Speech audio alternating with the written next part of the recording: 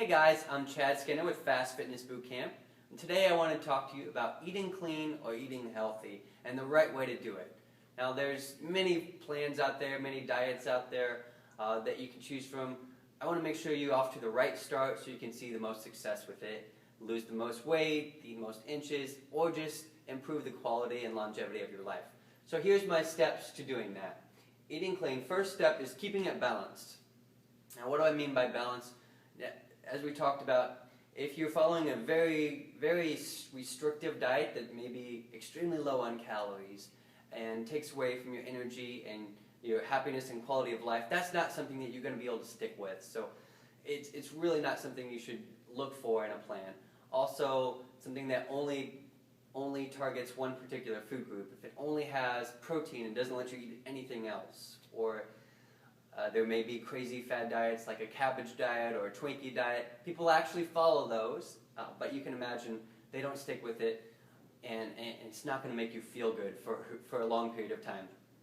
So keeping it balanced, getting, of course, you've heard this in grade school, your vegetables and your fruits and your meats and your fats, all that stuff combined to in the right portion sizes to really spread everything out and give you the right balance. Don't put a label on it. So by that, diet, the word diet, has a very negative sounding effect or a negative connotation to it. People immediately think it's something that they don't look forward to doing, that they feel like they're forced to do or they have to do. And really, you shouldn't look at it like that, because if you do, it's going to make all your choices that much harder.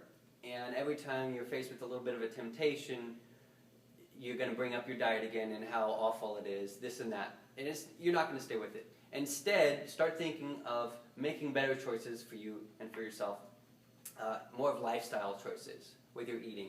If you make a mistake, then just forget about it, put it behind you, but keep focusing on that higher health goal and just being the best that you can, eating the right types of foods with balance, and not calling it a diet. Very important. Have patience. So patience is a virtue.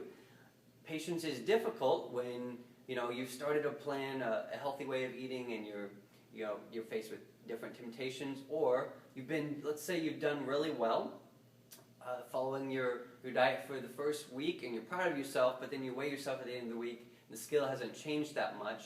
That's very common. In fact, for a lot of people, it can take 4 to 6 weeks for the numbers on the scale to make a drastic change.